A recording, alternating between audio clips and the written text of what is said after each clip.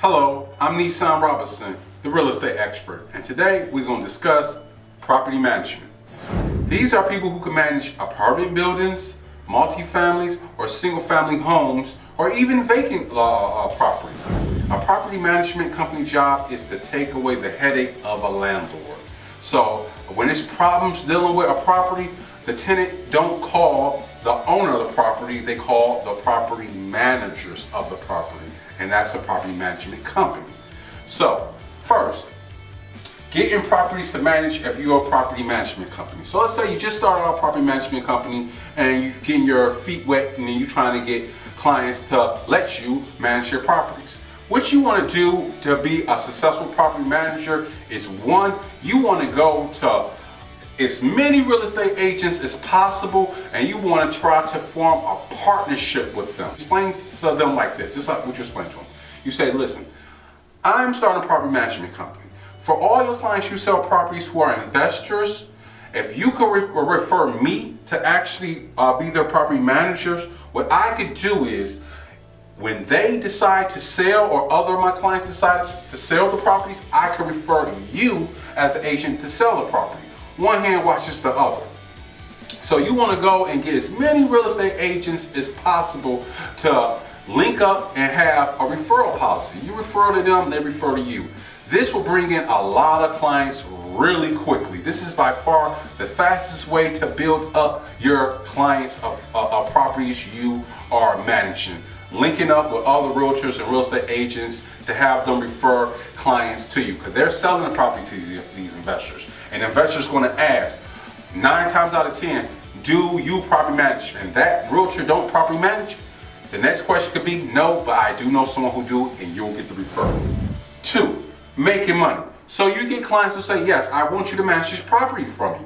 You make money off the property's income. So you typically, property managers charge in the industry around 10% of the monthly rent. So if an apartment building is making $100,000 a month, the 10% the property management company will require to manage that building will be $10,000. So you have a single family house, the rent is $1,000, 10% you get $100.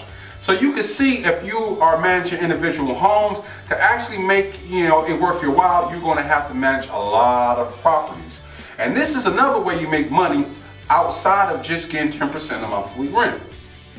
Problems will happen with rental properties. The tenant's going to call, the toilet stopped up, the basement backed up. It's going to be things that need to get repaired, and it's going to be the owner's job to repair it. As a property manager, you can charge the owners to repair the properties, and whatever it costs you to repair it, you can add a 10 to 20% a rate on top of that for your service to get paid. This is an added income for you, so it's not so bad when a tenant calls and it's a problem on your end, because you're making a couple of extra dollars, to facilitate making sure the job gets completed. This is another way you make money as a property manager. Another way you make money as a property manager is you charge the owner 1 month of rent when you place a new tenant in the property.